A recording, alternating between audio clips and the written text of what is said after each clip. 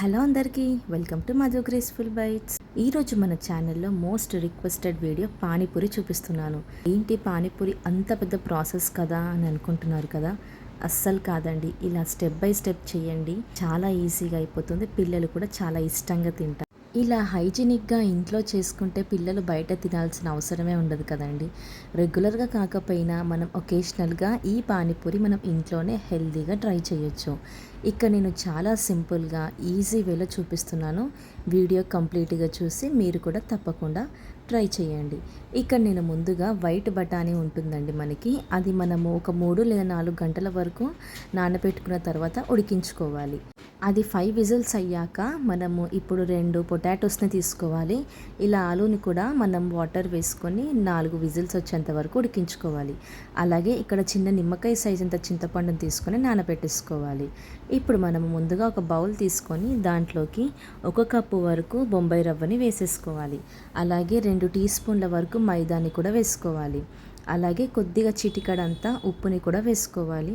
చిటికెడు సోడాని కూడా వేసుకోవాలి. ఇలా వీటిని వేసుకొని మనము వాటర్ వేస్తూ ఈ మిశ్రమంని కలుపుకోవాలి. మనము ఎక్కువగా డ్రైగా కలుపుకోవద్దండి, కొంచెం ఇది లూజ్గానే ఉండాలి. ఎందుకంటే ఉప్మా రవ్వ తర్వాత వాటర్ని అంతా కూడా పీల్చుకుంటుంది.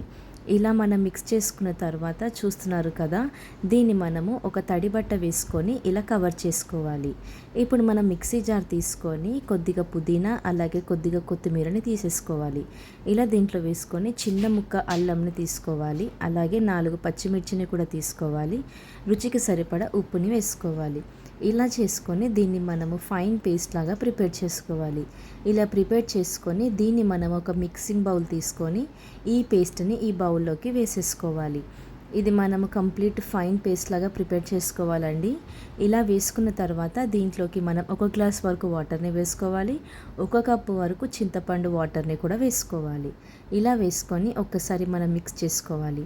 తర్వాత దీంట్లోకి మనము 1/2 టీ స్పూన్ వరకు కారం వేసుకోవాలి. అలాగే కొద్దిగా జీలకర్ర పొడి, అలాగే కొద్దిగా మిరియాల పొడి, అలాగే దీంట్లో మెయిన్ ఇంగ్రీడియంట్ చాట్ మసాలా, ఇవన్నీ కూడా వేసుకొని మనం ఒకసారి బాగా మిక్స్ చేసుకోవాలి. పానీ అయితే రెడీ అయిపోయింది, పక్కకు పెట్టేసుకోవాలి. ఇప్పుడు మనం ఉడికించుకున్న ఆలూని ఒక బౌల్లోకి వేసుకొని ఇలా మన స్మాషర్ తోటి స్మాష్ చేసేసుకోవాలి. ఇలా కంప్లీట్గా స్మాష్ చేసుకున్న తర్వాత దీంట్లోకి మనము మిరియాల పొడిని వేసుకోవాలి. అలాగే చాట్ మసాలాని కూడా వేసేసుకోవాలి. ఇలా ఈ 2 వేసుకున్న తర్వాత దీంట్లోకి కూడా మనం కొద్దిగా ఉప్పుని వేసుకోవాలి. అలాగే ఘాటుకి సరిపడే కారం వేసుకోవాలి. కారం వచ్చేసి 1/2 టీ స్పూన్ వరకు వేసుకోవాలండి, ఇంకా తక్కువ కావాలంటే కూడా వేసుకోవచ్చు.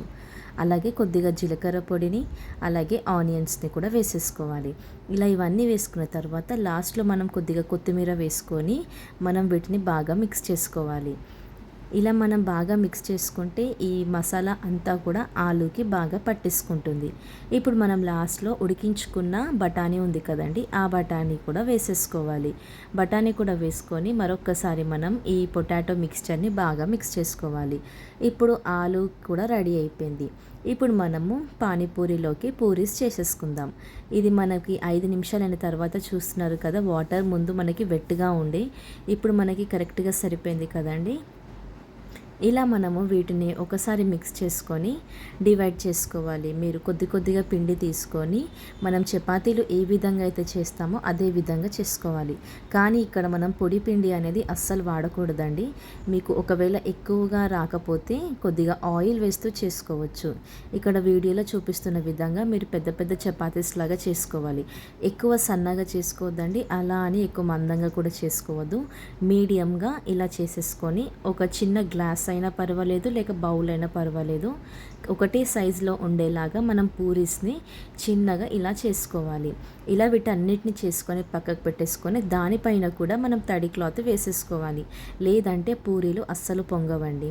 ఆయిల్లోకి ఇప్పుడు మనం ఈ పూరీస్ అంతటిని కూడా వేసుకొని చూస్తున్నారు కదా, ఇలా మనం ఆయిల్ అంతా కూడా పైకి అనాలి, అప్పుడే పూరి అనేది పొంగుతుంది. ఇక్కడ వీడియోలో చూస్తున్నారు కదా పూరి ఎంత చక్కగా పొంగుతుందో. ఇలా మనం అన్నీ కూడా కరెక్ట్గా వేస్తే పూరీస్ అనేది ఇలా పొంగుతూ కరకరలాడుతూ వస్తుంది. ఇలా చేసుకొని వీటిని మనం పక్కకు పెట్టేసుకోవాలి. ఇదే విధంగా మిగతా పూరీలను కూడా మనం ఇలా కాల్చుకోవాలి. ఇది మనం హై ఫ్లేమ్ పెట్టుకొని మాత్రమే చేసుకోవాలండి, అప్పుడే పూరీలు పొంగుతాయి. ఇప్పుడు చూసారు కదా, పూరీస్ కూడా రెడీ అయిపోయింది, పానీ రెడీ అయిపోయింది, ఆలు కూడా రెడీ అయిపోయింది. ఎంత ఈజీగా ఉందో కదండి. మరి ఇంకెందుకు లేటు, పానీపూరి వీడియో అంతా చూసేసారు కదా. ఇప్పుడు ఈవినింగ్ స్నాక్స్లోకి మీరు మీ పిల్లలకి ఈ పానీపూరి చేసి ఇవ్వండి. అస్సలు కష్టమైన రెసిపీ కాదండి, చాలా ఈజీ, స్టెప్ బై స్టెప్ చేసుకుంటే పర్ఫెక్ట్గా వస్తుంది. చూసేసారు కదా పానీపూరి వీడియో. ఇప్పుడు మీరు కూడా మీ ఇంట్లో తప్పకుండా ట్రై చేసి కామెంట్ చేయండి. Thank you for watching Madhu graceful bites. Like, share, subscribe. Bye.